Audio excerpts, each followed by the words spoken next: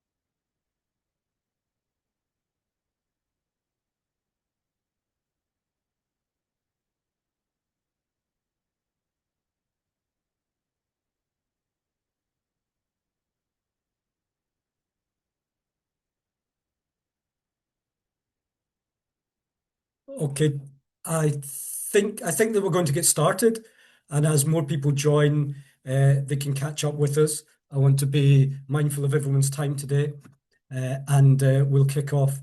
So, thank you very much to everyone who's joined this webinar on rethinking accessibility in the corporate workplace. I'd first like to introduce our speakers and who will be contributing today. First of all, we have Idan Meir, who's here, who's the co-founder and CEO of Right Here. Idan is based in Rockville, Maryland, just outside of Washington, D.C. I am Darren Gladstone, the operations director for Right Here. I'm also based just outside D.C. in Rockville, Maryland. And then we have Rick Blair, who is from Schneider Electric. Rick will be speaking a little later on in this webinar. And Rick is based just in Boston area, and we'll hear more from Rick a little later. Unfortunately, our fourth member of the panel, who's Chanel Matos, who's our community manager here and Right Here, has been taken a little poorly today. She's got a bit of a head cold and has lost her voice, so she's not going to join. So for her part, you'll have to make do with my dulcet Scottish tones. Hopefully you can all understand me. I'll try and speak slowly. So that's our panel for today. We have an hour set aside, but we'll want to leave plenty of time for Q&A at the end. So we'll probably try and get through the formal part of the discussion and the presentation in around maybe maximum 30 minutes, hopefully, and then we'll open up for questions. There is a chat, so people can write in the chat. I think there might be a Q&A feature as well. Feel free to write there, and then we'll come to those questions towards the end. The agenda for today is as follows. First of all, we'll do a little bit of discussion around why accessibility really does matter in the corporate environment, the corporate workplace. We'll have a little introduction to Right Here.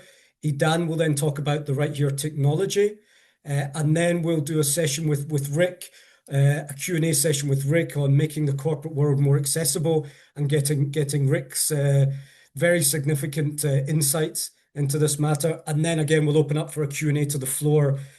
People can come off mute or write their questions in the Q&A as we explained.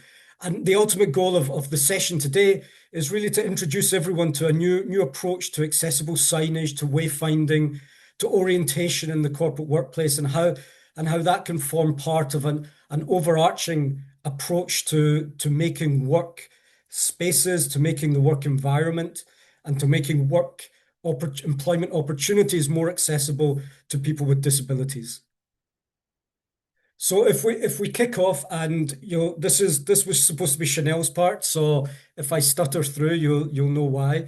But the reality is that accessibility matters in the corporate workplace, really for a number of reasons, and shortly we'll come on to explaining the real benefits of making workplaces more accessible and how that really can supercharge business performance.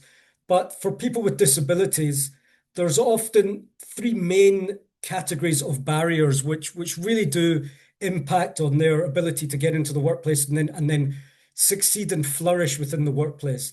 And the first of those are those attitudinal barriers, which really, I guess, you know, overarch everything within a workplace. And those are issues around stereotypes. Those are issues around people's attitudes to hiring people with disabilities, and how some of those may be subconscious even for people. And that really does have some, a real structural impact on the ability for people with disabilities to get equal opportunities, and really fulfill their potential, which is the same potential that's in every person in the workplace. So beyond those attitudinal barriers, there are then two kind of more uh, functional barriers that we really see on a daily basis. Some of those are around digital barriers, which obviously more and more are important to our ability to function in a workplace.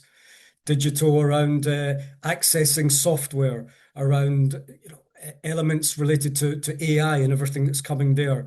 And there are a big part of accessibility is about making sure that those digital platforms and softwares, whether that's through our laptops or our phones, are accessible for people, whether that's the platforms that we may use, Salesforce, HubSpot, Monday.com, other various platforms. It's really, really important that that digital accessibility is there. And then there's physical barriers and physical accessibility. And that is absolutely more where Right Here works at that intersection between digital accessibility and physical accessibility. We'll come on to talk about that more with Rick, but to give you one example of that, one of our clients here at Right Here is Lilly Pharmaceuticals, who put our system into their headquarters in Indianapolis. There were two employees there who are visually impaired out of 12 or 13,000. Very large campus, very complicated to get from meeting rooms to public areas, to restrooms, to workstations, to cafeterias, food courts. And although software might have been accessible, although there was equal opportunities of employment, it really was difficult for those individuals to navigate and orientate around that head office environment, doing the simple things that we all kind of take for granted.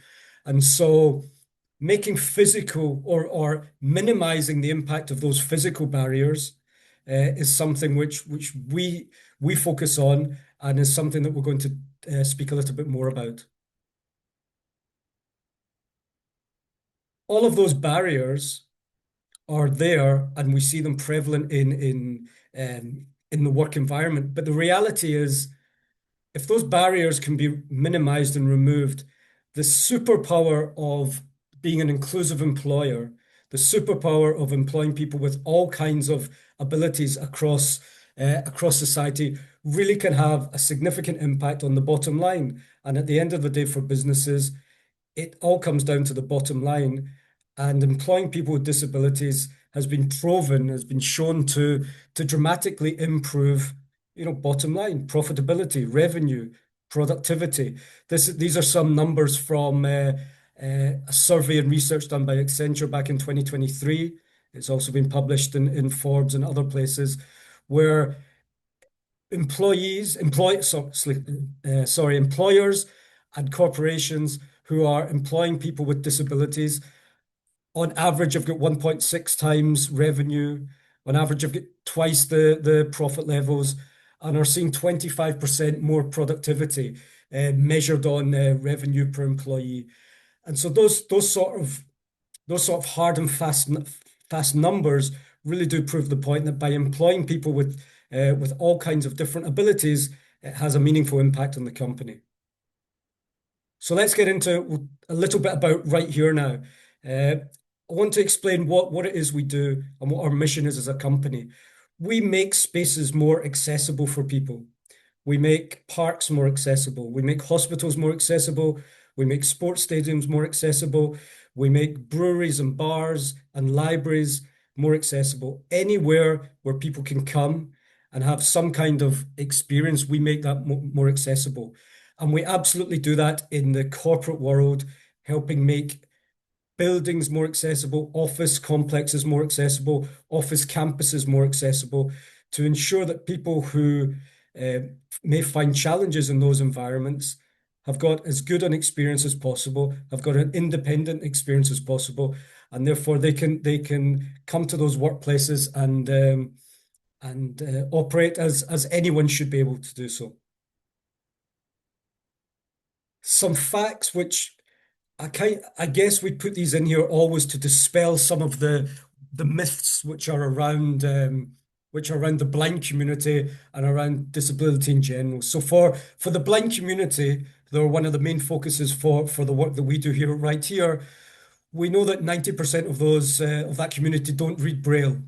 So having Braille signage or Braille assistance in office environments really doesn't. The intention is good, but it in the end it doesn't really help the people that it's supposed to be helping. 98% plus of people who are blind, visually impaired don't use a guide dog. So the assumption that everyone who is visually impaired has a guide dog is simply, unfortunately, not the case. And similarly with a white cane, over 90% of people don't use a white cane. And all of those factors are also rolled into the fact that there is a really wide spectrum of people with vision loss and impairment. It's not a case that everyone who has vision loss completely loses their vision. There's a wide spectrum of people who move through that, who many of whom will move through across that spectrum during their life or over a number of years. And so it's really important that we address the whole community and provide solutions which really do help all of those people as part of their suite of orientation and mobility assistance and techniques that they're using on a daily basis. Um, so that takes us to what Right Here really is. We make those spaces more accessible. Right Here is an app which a user has on their handset, on their phone. And when that user is in a building, that building having put the Right Here system in place, that individual will receive information to tell them where they are, what's around them, and help them move on, help them identify points of interest. Think of it as talking signs. A person is in a building, a person who's sighted is in a building in an office environment and can see where's John's office, where is conference room A, where are the restrooms, how do I get to the elevator up to the C-suite floor, whatever it might be. Somebody who is sighted can read those signs. Somebody who is not, does not have vision, cannot read those signs, and therefore we help make those signs talk and then allow the individual to understand what's around them and help the individual get to the place they want to get to within their corporate environment.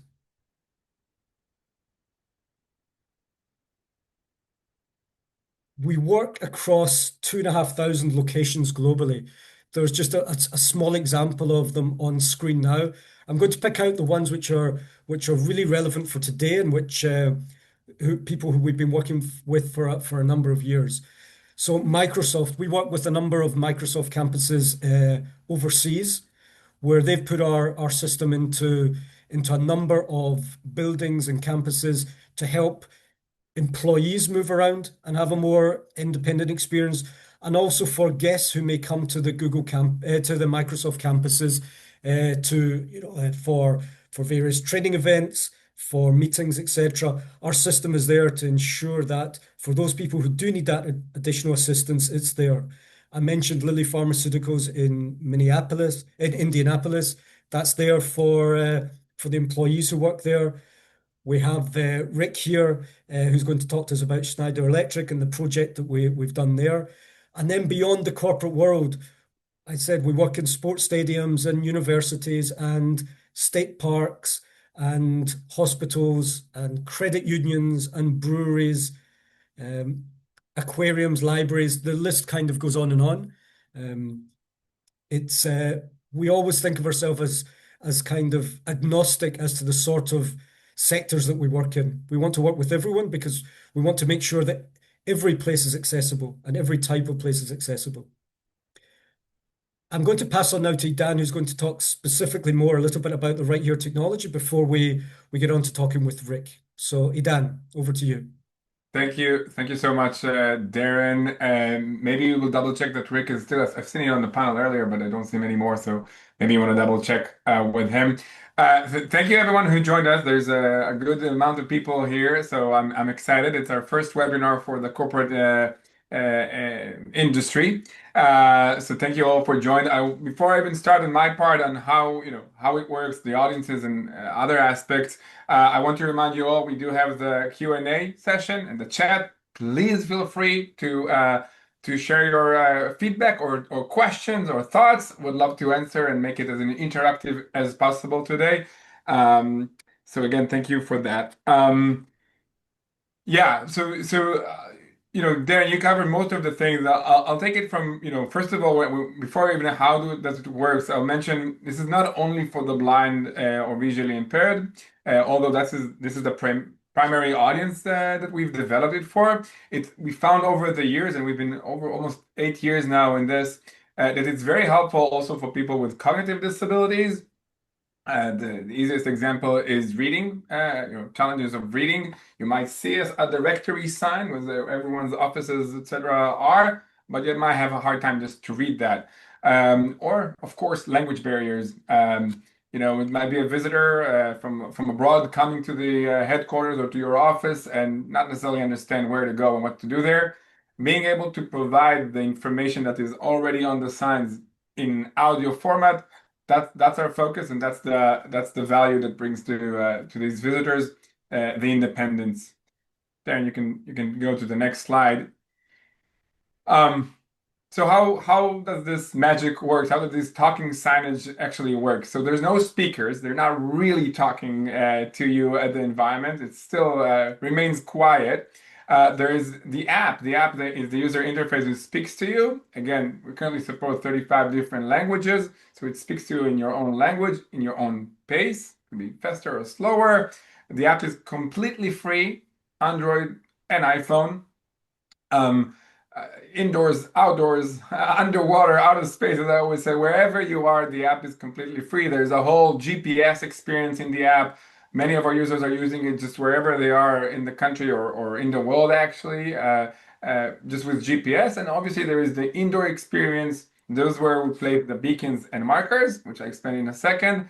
But yeah, for the app basically gives the user information about where they are, what is there, what's around them, and much more than that. Um, I mentioned it's free. We all learned that if it's a free app, then you probably do something with the data. So no, we're not. It's also completely anonymous, completely private. There is no sign in or registration to the app. You launch it just like you would launch your calculator app, and it's working. That's it. Um, our business model is obviously charging the facilities for this service, completely free for the users and completely anonymous for them. In an indoor environment, this is where we place our positioning technology, which is the beacons and markers. Beacons are, I'm also holding one, it's in the size of a finger. It's a Bluetooth device that we place at the facility. Once our users are coming in proximity to that, the app basically pops up and invites them to start looking around and hear audio descriptions of the space around them. The second piece of it is the markers. Currently holding a marker. A marker is think of it, the easiest way to explain it is like a QR code on steroids, if you like. It's a proprietary technology we've been developing over 3 years. We have 2 patents on this, and basically, unlike a QR code, it can be identified from a very far distance, also in very hard angles and even in hard light conditions. And once it's identified through the user's phone's camera, it gives them a description of what is there and how far is it, as well as in what direction. So John's office, for example, is in this direction, 30 feet, and as you get close to it, 20 feet, 10 feet, etc., until you actually arrive. Um, Both the beacons and the markers are standalone. They have no integrations to the facility, not the Wi-Fi, not the electricity, not anything else. You can consider both of them just as stickers. The beacons have batteries that last almost 4 years, and we track that and take care of that as well. So very, very low maintenance, if at all. And the markers, again, just visual element here that you can also print within your signage at the facility. The third component is the admin dashboard. That's what allows the facility and us to control, edit, and manage all the audio descriptions that later on users will be able to hear. We can say, welcome to Microsoft for Darren's example area, or to Schneider Electric, which we're going to talk about that exciting project soon, or any other information that we have. It's all text that we put in that turns into speech at the user's device. And from that standpoint, it's very easy to translate to all 35 languages we currently support. We're adding even more. And it's also very easy to edit. So if something is changing, anything that might be changing or renovating at the facility, updating this audio or talking signs is much easier than actually updating a regular sign. With a regular sign, you need to redesign and print and put it on. In our case, the same marker, same beacon can stay there. Just go online, change the content, and that's it. Then I think you can go to the next slide. First of all, again, I know I'm kind of putting a lot here on how it works. So if you have questions, feel free to, again, to use the chat. Before hitting the play button, Darren, one more point that I think I mean, obviously, Darren, you mentioned that earlier, but I think it is important to maybe iterate on that again. You know, in all the facilities, and we have a good amount of organizations here today. I'm pretty sure that in all of those facilities that you have there, you do have Braille signs. Right? Take a second to think about it. Probably in the elevators, in the restrooms, maybe in the entrances to the meeting rooms. You all have that, and this is an ADA requirement. Back to the statistics, over 90% out of the blind community cannot read Braille at all. Braille wasn't designed for signage, it was designed for literature. And those who can read Braille, for them, finding those signs of the restroom or the meeting room is a challenge by itself, because you need to know that the sign is actually there. And assuming you've been able to find the sign and you do know to read Braille, but from what we've heard, especially since COVID, the desire to touch a sign, a public surface, isn't high. It's never been. In other words, it's not very effective, and this really is the focus. How do we make the signs around us effective for all, whether they're sighted or not, whether they speak the language or not, regardless of their abilities? That's the idea. I cannot imagine a world without signage as a sighted person, and the goal is really providing this similar experience that I have as a sighted person to all. With that, Darren, you can hit the play and we can see what we've done there in Houston less than a year ago.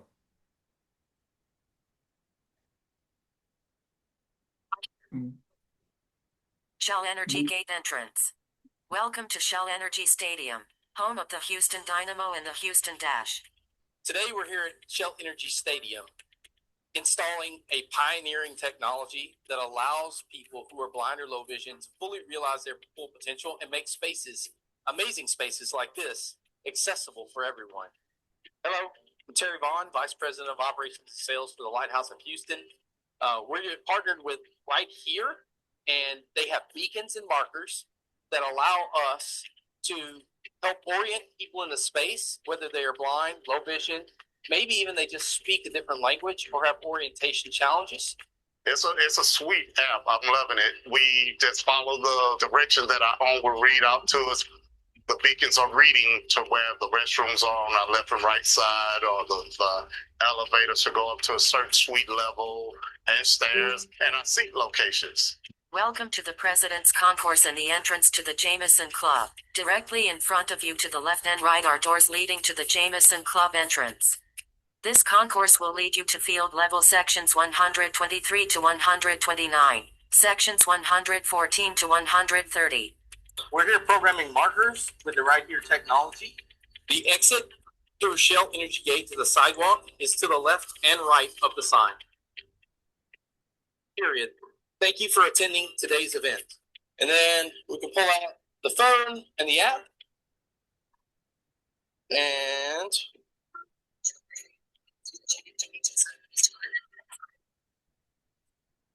just like that, we're accessible. And I want the Dynamo here in Houston, I want to give them a big thumbs up from getting right here into the stadium. so we can come to that stadium and just be part of that family and that sport and just have fun. The stadium and the Dynamo have been instrumental in helping get us set up here and believing in the mission that we have here at the Lighthouse of Houston, which is a life without limits for people who are blind or low vision. And we just are so excited to be bringing this to life. And what better stage than here at Shell Energy Stadium, the home of the Houston Dynamo and the Houston Dash. Great. So although that wasn't from the corporate world, it was one example we wanted to share where we're using both of our technologies, which Idan described, at the Houston Stadium in the Dynamo Stadium in Houston. I'm going to skip this, Idan, because we've covered most of this and we've described many of the features. And I want now to welcome Rick Blair, who's here with us. Rick, can you hear us okay? I can hear you. Perfect. We can hear you. I know you were having a little bit of Hi. technical challenges, but I'm really glad you're here. Would you like to introduce yourself to everyone first?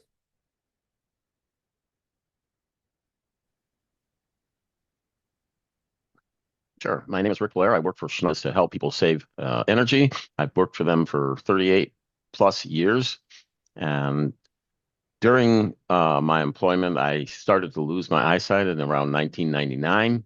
And by 2012, was almost completely blind. And now I use a screen reader to navigate digital content and a seeing eye dog to navigate the world. In 2014, I attempted to buy a product that was developed by our company for my home, only to find out it was completely inaccessible. So I really started focusing and changing my passion to that of accessibility. And eventually it caught on, and we now have an accessibility department, and I have a full-time role at Schneider Electric as an accessibility professional. Great. Thank you, Rick. And thank you for joining us today and giving us your time. Before I go into a Q&A with Rick, I'm going to show a video. And this video, it's a short video, 2 or 3 minutes. It basically describes the project that we worked on with Rick and Schneider Electric at their Boston Innovation Hub. It will explain that project and get some of Rick's thoughts there in the video, and then we'll come back and have a short Q&A. So here we go. Logo, Schneider Electric. A man walks down a street in downtown Boston. He holds in his left hand the harness handle of his guide dog, a chocolate Labrador Retriever. Rick Blair, Senior Principal Digital Accessibility Program Manager, Schneider Electric. My name is Rick Blair, and I am blind. I recently started a new role at Schneider Electric as Senior Principal Digital Accessibility Program Manager. Rick bends over and pets the dog as they stand on a pedestrian island. Then they proceed together down a brick sidewalk. Despite working remotely, this new role requires me to visit the Boston City Hub quite frequently. Being blind, navigating that space is quite challenging, and often I needed sighted assistance to navigate the various parts of the building and find particular rooms. Now, thanks to the Right Here app, an accessible virtual assistant, I can get audible directions that help me independently navigate the hub, improving my efficiency and productivity. Rick refers to his smartphone as he navigates out of the elevator of a building and into the Schneider Electric offices. Continue in this direction 15 feet through the double doors. Please note, there is a doorbell to the right of the double doors at a height of 4 feet. The reception is immediately on your right. He reaches out towards the doorbell and communication panel to the right of the doors, then walks into the office.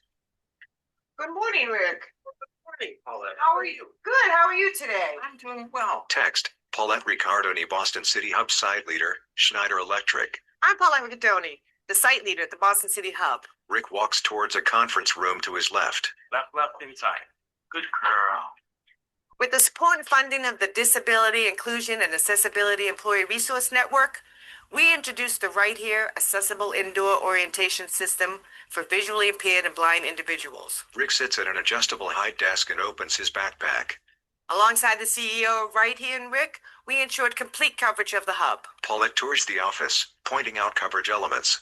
Being part of this initiative to create a more accessible workplace has been incredibly fulfilling, and we aim to inspire other hubs to take on a similar journey.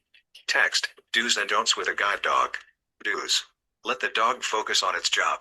Understand that some users may not share the dog's name. Let the user give commands to their dog. Ask before helping the user. Assist only if they accept your offer. Walk on the user's right side. Don'ts. Don't touch, pet, talk to, make eye contact, or feed the guide dog. Don't touch or grab the dog's harness. Don't give commands to the dog. Avoid walking on the dog's left side. Don't grab or steer the user while the dog is guiding them. Don't let children tease or mistreat the dog. Don't let other pets bother or interact with the guide dog. Text, be an impact maker. Rick walks down the street again with his dog. Logo, life is on. Schneider Electric. Text, sc.com. Great. So you've now all seen Rick at his finest in his Hollywood moment. Rick, it's a great performance. You're an absolute natural on the silver screen. I'm now moving forward, and on screen now, Rick, is the questions that we had previously agreed to ask you. So just for Rick's clarification, on screen there's a slide with 5 questions. So we're going to go through these questions. I'm going to ask Rick the questions, and then the floor is yours, Rick, to answer. So the first question, Rick, is what was the original motivation behind Schneider Electric investing in accessibility for blind, low vision employees and visitors? And was it driven by compliance or culture, employee feedback, or something else? It was driven by me. Plain and simple. I needed to go to this office, and I did not want to be asking people all the time, how do I get from here to there? And I saw an article from the Lighthouse for the Blind in Houston, Texas, where they had just installed the system, and I called the president of that company, and we had a nice chat about the Right Here system. I looked at other solutions as well, but the Right Here system seemed the right solution for that size of space. Not overly complicated. We only put in like 7 or 8 beacons. It's a very small footprint. So I actually said, hey, let's do this. I went to basically the executive VP of our real estate properties and got his permission to pursue it. I got our EARN to pay for it, our employee resource group to pay for it, at least for the first year. And, I encountered absolutely no resistance in trying to do this. I think that's a very interesting point there at the end, no resistance, because we speak to, I would say, hundreds and hundreds of organizations on an annual basis, and there's almost never any resistance to becoming more accessible. There may be challenges around budgeting or priorities, which are absolutely normal for any organization. But in terms of people's desire to want to make spaces more accessible, we almost never. In fact, I can't think of any occasion where we've ever had any pushback on that. So hearing it from you in that sense is very interesting and reassuring. Before implementing Right Here, then, what was some of the challenges for you in the office environment there, specifically around, your ability to orientate there and basically have an independent experience? What friction points might people with vision not appreciate that people without vision would be experiencing on a day-to-day basis? Well, if I ever needed to go anywhere in that building from one place to another, even going to the bathroom or to the kitchen, I would need sighted assistance. And that's not always available. If you're sitting at a desk and other people are walking around, you might have to actually listen to people walking by to try to flag them down if you want to go somewhere. So just not acceptable. I had eyesight when I was at a different site, and so I knew that site, and I could orientate myself, and I knew where the various conference rooms were. And that site was more like a grid, like New York City, and that it's in a very grid fashion, and it was easy to navigate. But the Boston City Hub is more of an open concept. You saw me sitting at one of the desks, and they're just out in the open, and they almost seem random. There's no pattern to of a grid at all there, and so trying to find things in that space, despite the fact it was small, was challenging. You know, I might have been able to find the bathroom on my own. Well, once, you know, the other thing about having a guide dog is they pattern very well. So after finding the bathroom once or twice, and my dog easily could find it again, and maybe get me back to where I was seated, but not all the time. You can't rely on that 100%. So needed something, and I just like getting an accessibility job. I wrote my job description and got hired into it. I told people, this is what I need for this office. Let's do it. And got great support, and we did it.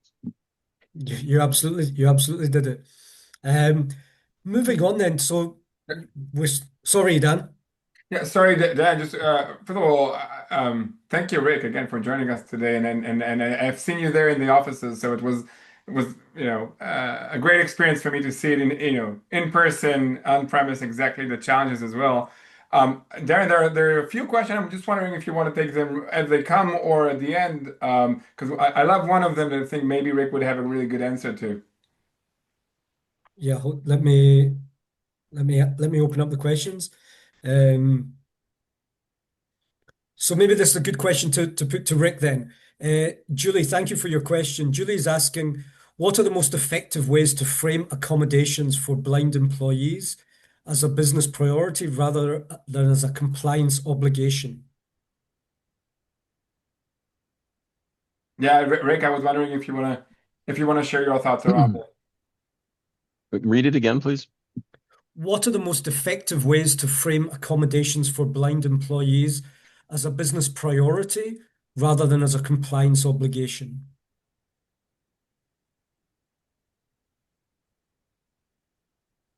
You know, the thing that's really difficult is our company's 160,000 people, and there's only a handful of us that are blind. I don't know why. I have a feeling, it's a lot of it has to do with hiring managers and biases and things like that. The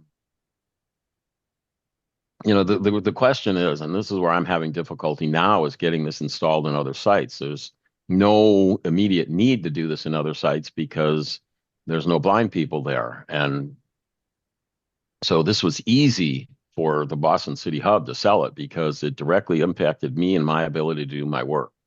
Other site managers aren't as eager to go and do that. And you know what? I guess the problem is most organizations are not proactive in doing things ahead of time. When I was going through my vision loss, I started with needing magnification software and magnifiers, desktop magnifiers and handheld magnifiers. And so I'd have to go to our reasonable accommodations place and just ask for it. And what was really good is I had no resistance from my management or my management teams or my coworkers. HR was often the problem that stood in my way. And they were like, well, I was trying to get them to, what was it that I was trying to get them to do? I was working on patents and I needed to be able to read patents. And so I had gone to HR and said, here, I'd like this tool.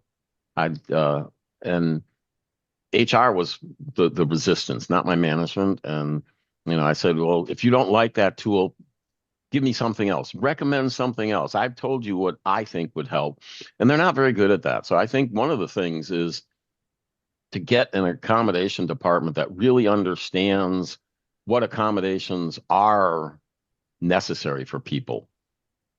And have people trained in the reasonable accommodation process. It's really challenging for us because it being in 100 different countries, the laws are different all over the place. And so what might be acceptable as a reasonable accommodation in one country might not be in another. So that's another challenge. And we're actually working right now on trying to harmonize our reasonable accommodation process as well as our real estate process to have a policy that is universal throughout the company and takes the best and the worst of all of the different countries and combines them together into a super document for Schneider Electric, so that if we do this in England or we do this in France or we do this in the United States, it's all acceptable at all of the different levels. So, having a really knowledgeable, reasonable accommodations organization is really paramount,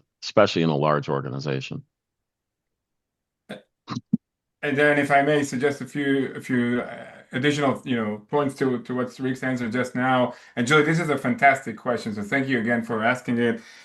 From what we've seen also in other facilities and other partners that work with us, one is a great way to attract and retain employees or talent, basically. And while it's accommodation for the blind, it's not just to attract and retain talents who are blind or visually impaired, but actually across the board, because it sends a message of inclusion to everyone else at the company. And I think that's another suggested way of framing it. Yes, it might be very helpful for the not a lot of the handful maybe employees who are blind in the organization, but it's going to send a message to everyone else that's coming across in the corridors. So that's one. The other thing is. And by the way, that message could go also beyond the corridors with recognition outside of the facility.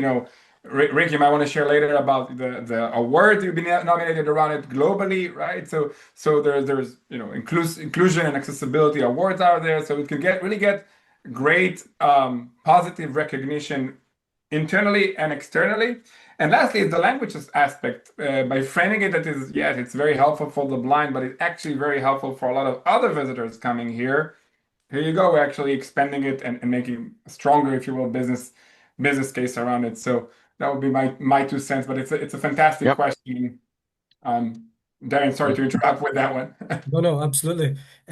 Alexandra's asked the question, can the JD be shared? I'm not quite sure. What do you mean by JD, Alexandra? If you can clarify that in the chat, then that would be great. And Leilani is asking for recommendations on training for training of hiring managers. That's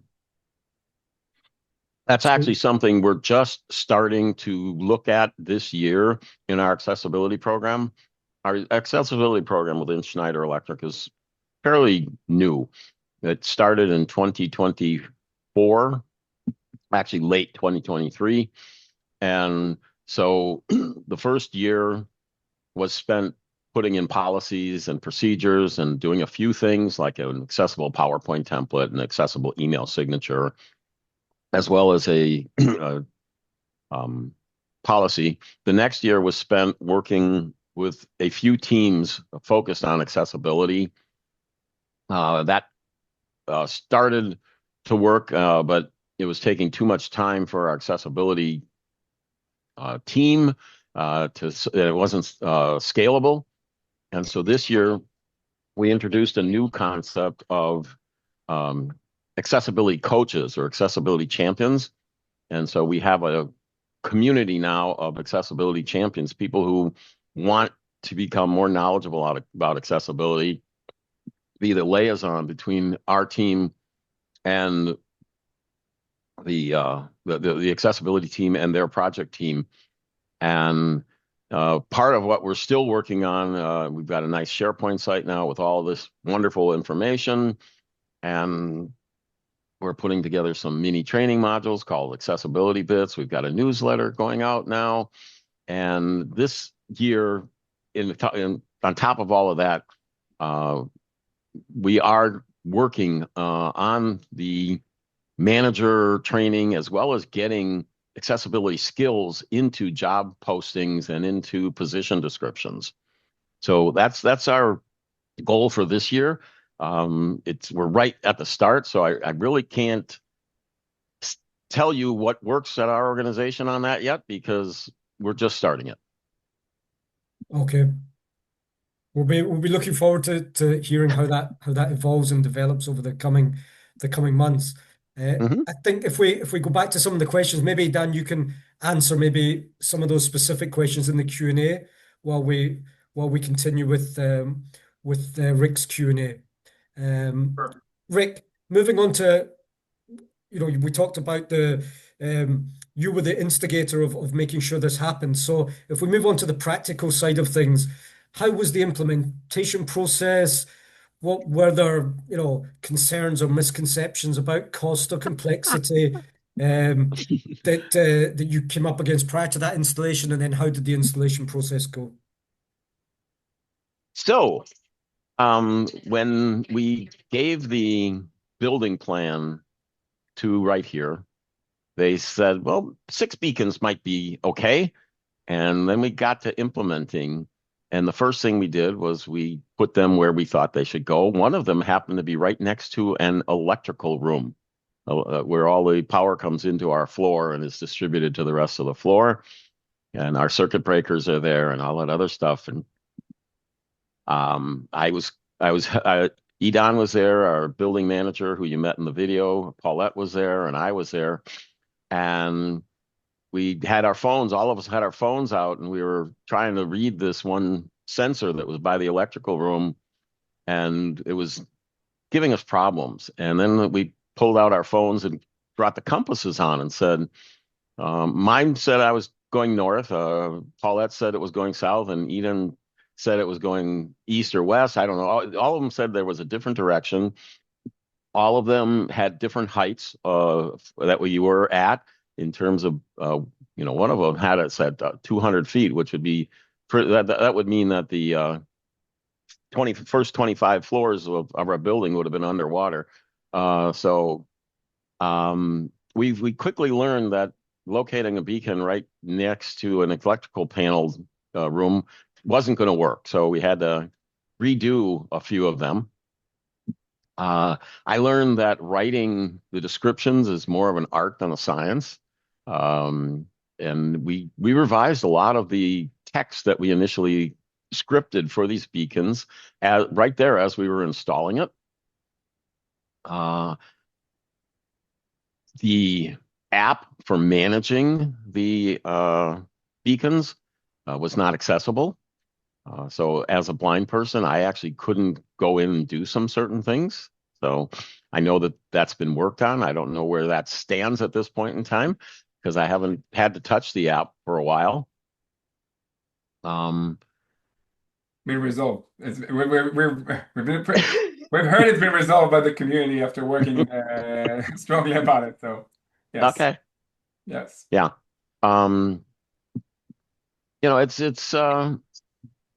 It's been a good experience. So what was really cool about putting this system in is I learned so much about the building that I don't have to rely on the system as much as I did initially, because there's a few places I learned where they are and I know how to get to them independently now without using the system. But I still use it when I'm faced with a new room that I've never been to, and it works quite well.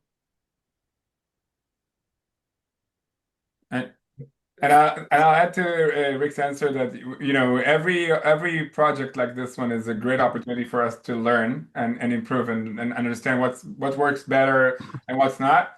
So yes, Rick, thank you. The feedback we've learned from your specific project that were really, really powerful. So we appreciate that.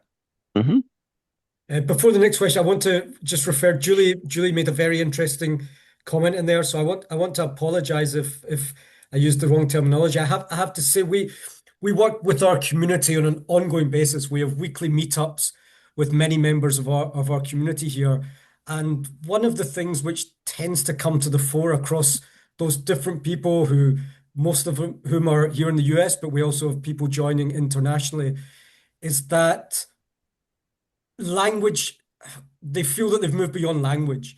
And so different people are using different terms for to describe themselves or to describe maybe different pieces of assistive technology. So completely take your comment, Julian. We'll look at that and look into what sort of language we should be focusing on. So thank you for bringing that to my attention. I appreciate it. Moving on, Rick. So we've touched on it at a number of points today, and I'm mindful of time, so I want to get quickly through this last couple of questions. You mentioned that the system is there to help you, but we've also talked at different points. Dan mentioned it about it moving beyond help.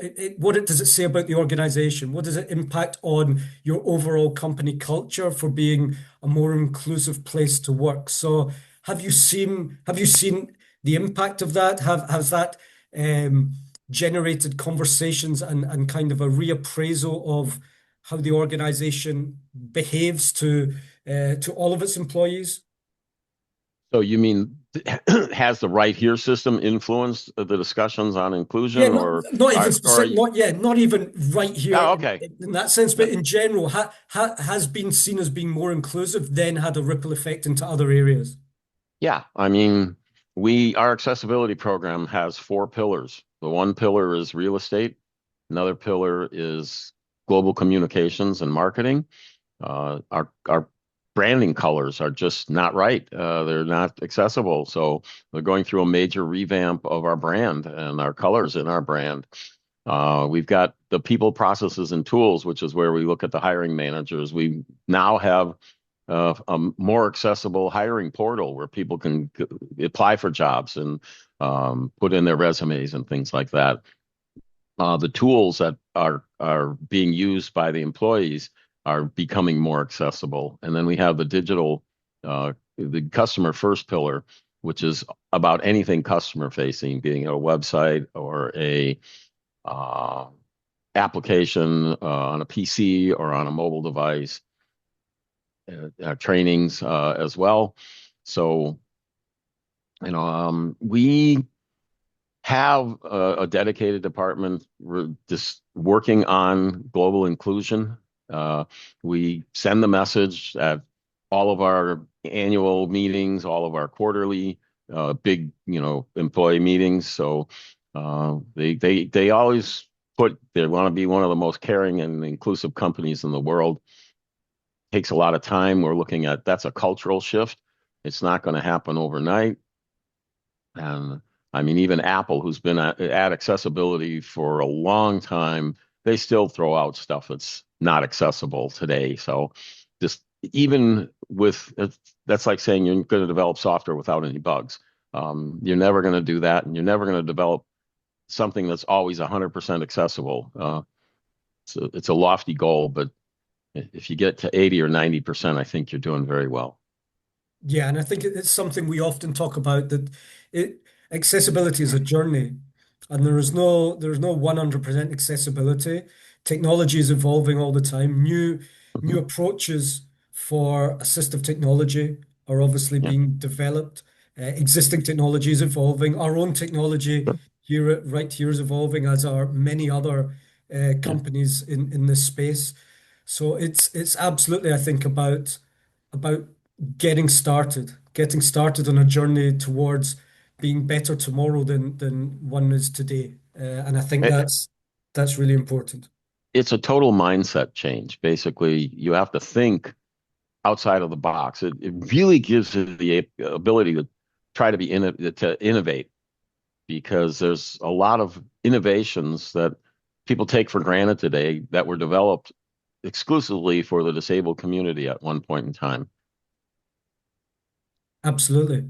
Mhm. And that brings us on perfectly to the last question, Rick, and I want to give you the last word on things today. We're we're we're talking then about, what advice would you give to other people on this call? This webinar is going to be shared with many other people and hopefully on social media, and we'll get create as much awareness as possible. But we talked there about there not being an end goal to 100% accessibility. So what advice would you give to people who were thinking of taking the first step or taking another step along that continuum toward better accessibility? What would be your final thought on that?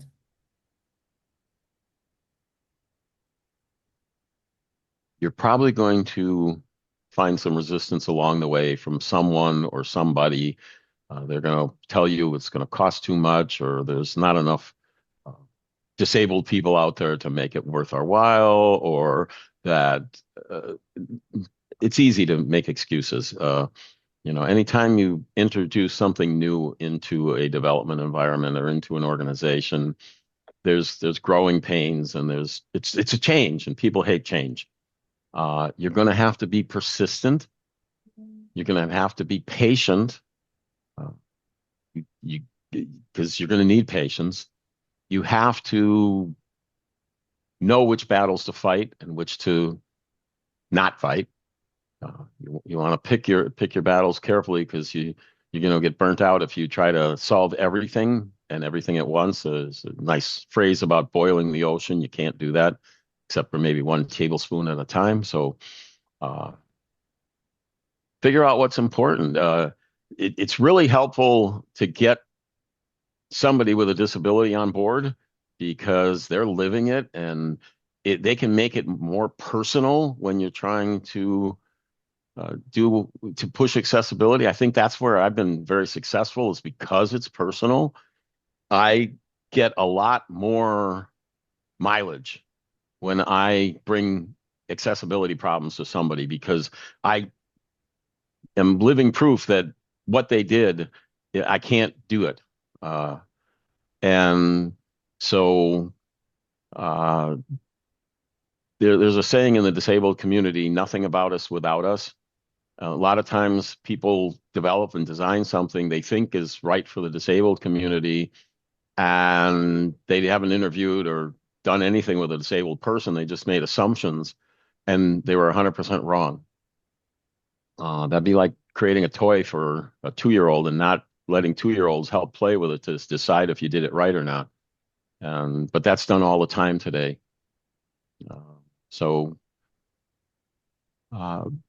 There's a lot of free training out there. Start learning about it.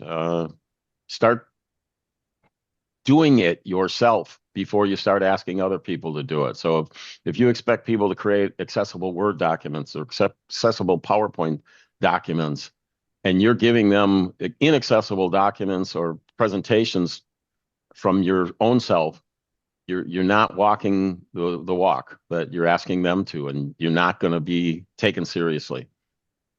So be patient, fight the right battles, and persevere. Just keep at it, because it's a journey, and I've been at it for over 11 years now in my company, 2 of them officially, and the rest in the background. Is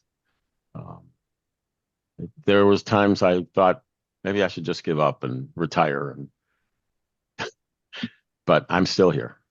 I think you're 100% right. Perseverance is the most important in this world.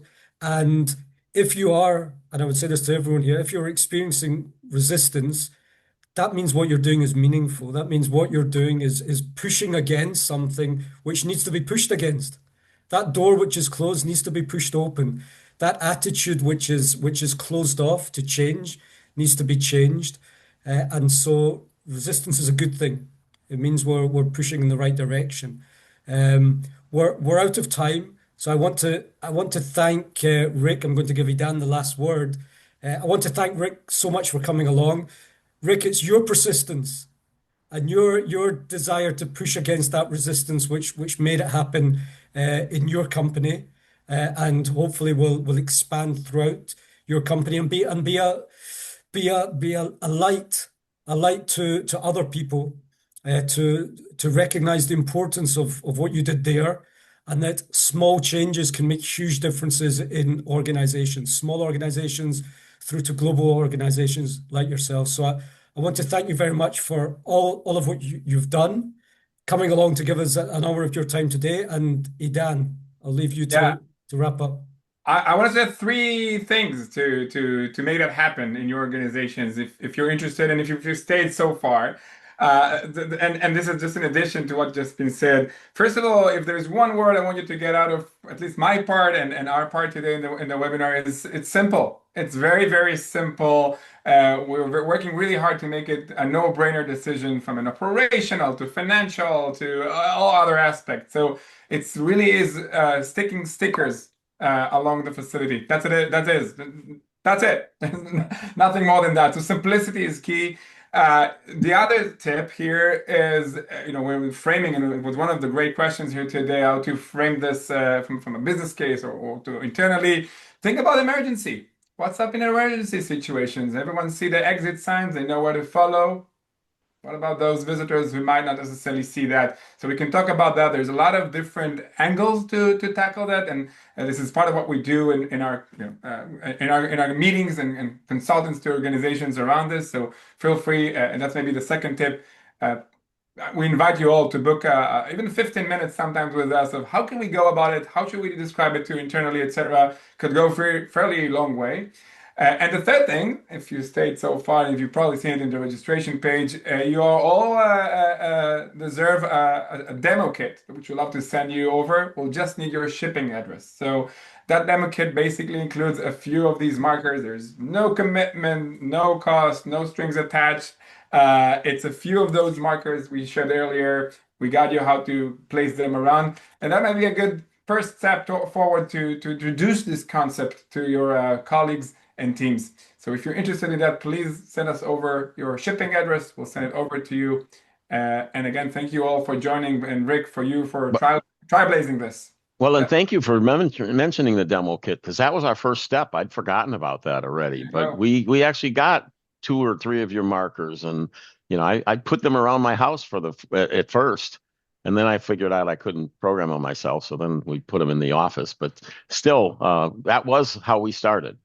That was one of the ways I could demonstrate to my managers that this is what I was going to do. This is what I'm going to put on your walls in your building. Are you okay with that? Because some sites have huge restrictions on what you can put on the walls, and and it shows that it's simple. It shows that it's simple. It's the sky's not going to fall down out of it. It's just going to make a few more people very, very happy and bring more value to the organization. So shipping address to just contact us through our website or to support it right here. The address is there in the chat. Thank you, Rick. Thank you, Darren. Thank you all for joining us today. Thank you very much. Thanks for having me. Thank you, everyone. Bye-bye. Bye.